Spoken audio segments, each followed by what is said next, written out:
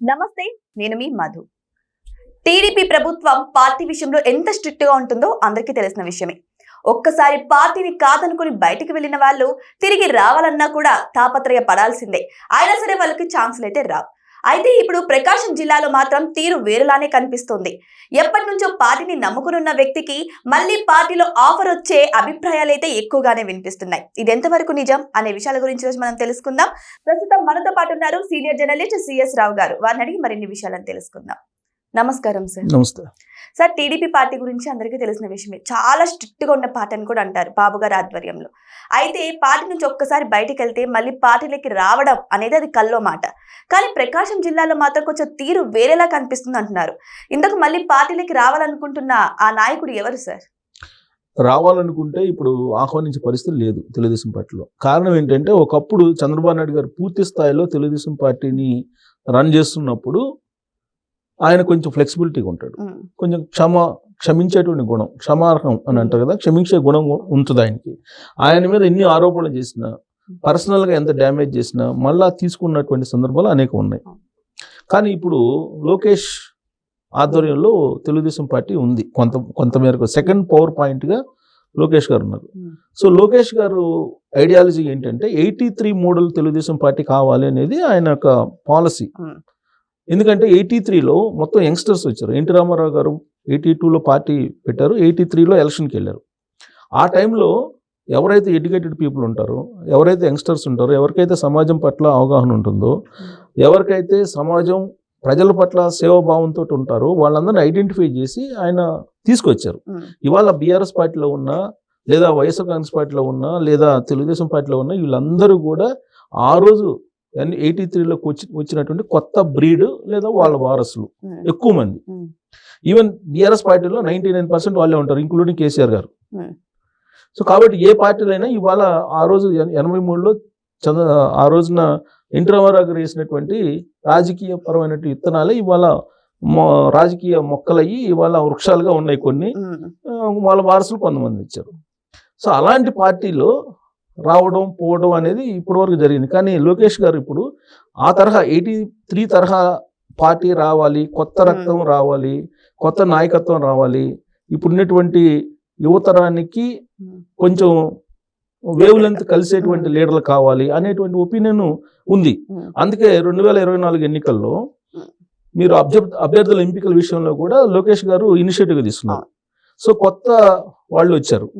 కొత్త వాళ్ళు రావడంతో పాటు క్యాబినెట్ లో కూడా దాదాపు 7 మందిని కొత్త వాళ్ళని తీసుకున్నారు, యూత్ని. ఇంతకుముందు అలా ఉండేది కాదు.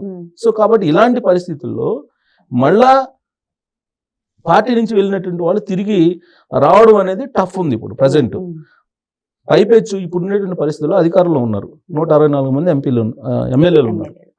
సో 164 మంది ఎమ్మెల్యేలు ఉన్నప్పుడు పార్టీ స్ట్రాంగ్ గా ఉంది, ప్రభుత్వం స్ట్రాంగ్ గా ఉంది. ఇలాంటి పరిస్థితుల్లో తీసుకోవాల్సిన అవసరం లేదు. కానీ ఇండస్ట్రీస్టులు ఎవరైతే ఉన్నారో, పారిశ్రామికవేత్తలు ఎవరైతే ఉన్నారో, వాణిజ్యవేత్తలు ఎవరైతే ఉన్నారో, వ్యాపారవేత్తలు ఎవరైతే ఉన్నారో, వాళ్ళు అధికారంలో ఏ పార్టీ ఉంటే ఆ పార్టీలోకి రావాలని చెప్పేసి ఊవిళ్ళు ఊరుతుంటుంటారు. అలాంటి వాళ్ళలో సిద్ధారాఘవరావు గారు ఒకళ్ళు, ప్రకాశం జిల్లా మాజీ మంత్రి. ఆయనకి రాజకీయ భిక్ష పెట్టింది తెలుగుదేశం పార్టీ. అంతకుముందు ఆయన రాజకీయాల నేపథ్యం లేదు అసలు. ఆయన బేసిక్ గా గ్రానైట్ వ్యాపారి. ఆయనకి రాజకీయ భిక్ష పెట్టి వైశ్య సామాజిక వర్గం కాబట్టి ఆ వైశ్య సామాజిక వర్గానికి ప్రాధాన్యత ఇవ్వాలనేటువంటి ఉద్దేశంతో ఆయన్ని రాజకీయాల్లోకి తీసుకొచ్చి మంత్రిగా ఆయన్ని నిలబెట్టింది తెలుగుదేశం పార్టీ. కానీ ఎప్పుడైతే 2019 ఎన్నికల్లో తెలుగుదేశం పార్టీ అధికారాన్ని కోల్పోయిందో వెంటనే ఈ జెండాని కింద పడేసి తెలుగుదేశం పార్టీ జెండాని వైఎస్ఆర్ కాంగ్రెస్ పార్టీ జెండాని భుజాన్ని వేసుకున్నాడు. ఎందుకు వేసుకున్నాడు అంటే వ్యాపారాలను కాపాడుకోవడానికి వేసుకున్నాడు. అంతే, వెరీ సింపుల్. సో వ్యాపారాలు కాపాడుకుంటే వెళ్ళారు. ఇది అందరికీ తెలిసినటువంటి జగద్విదితం, నగ్న సత్యం. అలాంటి ఆయన్ని ఇప్పుడు మళ్ళా పార్టీలోకి తీసుకోవాలా వద్దా అనేటువంటి చర్చ గత కొంతకాలంగా జరుగుతుంది. ఈయన ఇప్పుడు ప్రయత్నం చేయటం కాదు. ఎప్పుడైతే 2024లో అధికారంలోకి వచ్చిందో కూటమి ప్రభుత్వం, ఆ రోజు నుంచి ట్రై చేస్తున్నాడు రావడానికి.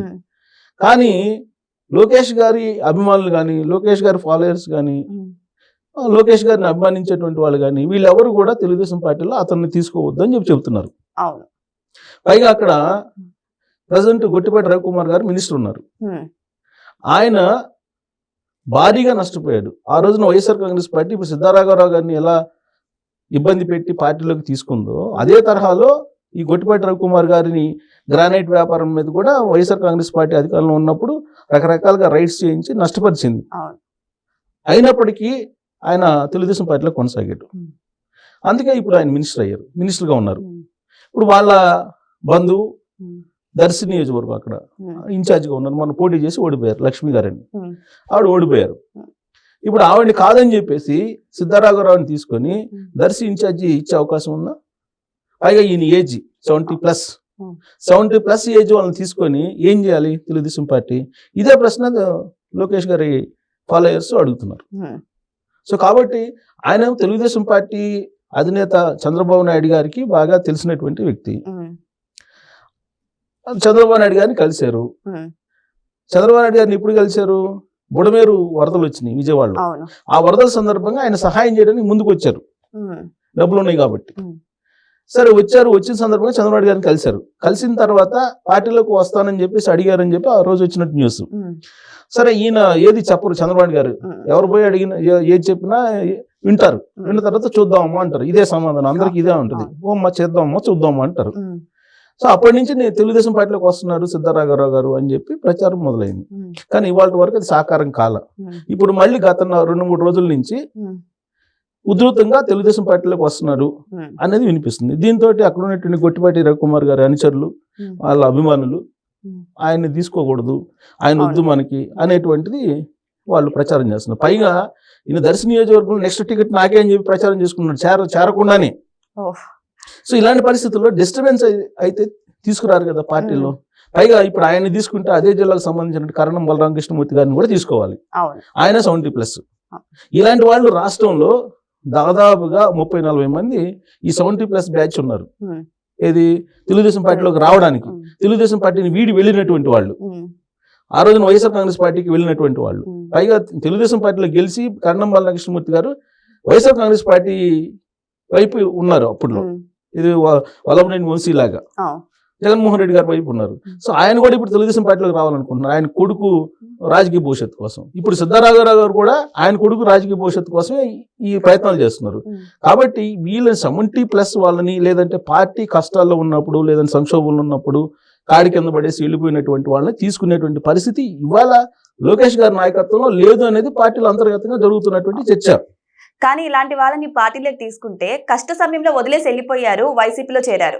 మళ్ళీ ఇప్పుడు తీసుకుంటే మళ్ళీ ఒకవేళ వైసీపీ మళ్ళీ అధికారంలోకి వస్తే మళ్ళీ పార్టీని వదిలేసి వెళ్ళడానికి గ్యారంటీ అయితే లేదు కదా. ఇదే అభిప్రాయాన్ని వాళ్ళు వ్యక్తం చేస్తున్నారు. ఎవరు అక్కడ ఉండేటువంటి గొట్టిపాటి రవికుమార్ గారి అభిమానులు వాళ్ళు. ఆల్రెడీ దర్శిలో బలమైనటువంటి క్యాండిడేట్ ఉన్నారు, మళ్ళీ ఈయన తీసుకొని ఏం చేయించాలి అనేది. అయితే అక్కడ ఒక పాజిటివ్ పాయింట్ ఏంటంటే అతనికి వైశ్య సామాజిక వర్గంలో బలమైనటువంటి లీడర్ తెలుగుదేశం పార్టీలో ఉన్నప్పటికీ కూడా ఆర్థికంగా బలమైనటువంటి వాళ్ళు లేరు. సో ఆ కోణం నుంచి తనని పార్టీలో చేర్చుకుంటారు అనేది వినిపిస్తుంది. కానీ ఇప్పుడు లోకేష్ గారి ఆధ్వర్యంలో అయితే షట్టర్ క్లోజ్ చేశారు ఇలాంటి 70+ లీడర్లకి. సరే ఉన్నటువంటి వాళ్ళు అయితే ఓకే, పార్టీలో ఉన్నారు, పార్టీలో ఉడిదుడుకులు అన్ని ఎదుర్కొని కొనసాగుతూ ఉన్నారు, వాళ్ళ ఓకే. కానీ పక్క పార్టీ నుంచి తీసుకొని 70+ని మోసే పరిస్థితి వాళ్ళ తెలుగుదేశం పార్టీలో లేదు. కారణం ఏంటంటే కూటమిలో ఉంది బీజేపీ, జనసేన, తెలుగుదేశం పార్టీ. సీట్ల విషయంలో కానీ, షేరింగ్ విషయంలో కానీ రకరకాల కష్టాలు పడాలి రాబోయే రోజుల్లో ఒకవేళ వీళ్ళని తీసుకుంటే. సో అంత తలనొప్పి ఎందుకు తీసుకొచ్చుకుంటుంది పార్టీ? పైగా లోకేష్ గారు అలాంటి పెట్టుకోరు అనేది అభిమానులు ఇప్పుడు తెలుగుదేశం పార్టీ క్యాడర్ చెప్పుకుంటున్నారు లోకేష్ గారి గురించి. సో లోకేష్ గారు ఒప్పుకుంటేనే ఆయన పార్టీలో వచ్చే అవకాశం ఉంది. ఆయన ఒప్పుకోరు, ఎందుకంటే 83 మోడల్లో పార్టీని రివ్యాంప్ చేయాలనే ఆలోచనతో ఆయన ఉన్నారు. కొంతవరకు చేశారు 2024లో, పూర్తి స్థాయిలో చేయాలనుకుంటున్నారు. కాబట్టి ఇలాంటి 70+లను తీసుకొని మోసేటువంటి అవకాశం లేదు. లోకేష్ గారు అందుకు ఒప్పుకునే అవకాశం లేదు. ఆయన షట్టర్ ఎప్పుడో క్లోజ్ చేశారనేది తెలుగుదేశం పార్టీలో ఆయన అభిమానుల యొక్క ఒపీనియన్. సో కాబట్టి ఆయన ఆశలు నెరవేరవేమో అనేది అనిపిస్తుంది, ఒక అంచనా.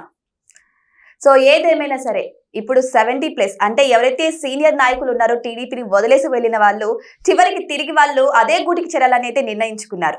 కానీ వారికి అవకాశం వస్తుందో రాదో, ఎందుకంటే ఇప్పుడు లోకేష్ గారి నాయకత్వం కూడా నడుస్తుంది కాబట్టి మరి ఆయన నవ్యాంధ్ర ప్రకారం చూసుకుంటే ఆయన ముందుకు తీసుకెళ్లాలని చూస్తున్నారు. సో ఇదే విధంగా ఆయన యువతకు ఎక్కువగా అవకాశాలు కూడా ఇస్తున్నారు. మరి వెయిట్ చేసి చూద్దాం ఎవరైతే తిరిగి రావాలనుకుంటున్నారో వారికి అవకాశాలు కలుగుతాయా లేదా అని. Thank you so much. Thank you sir.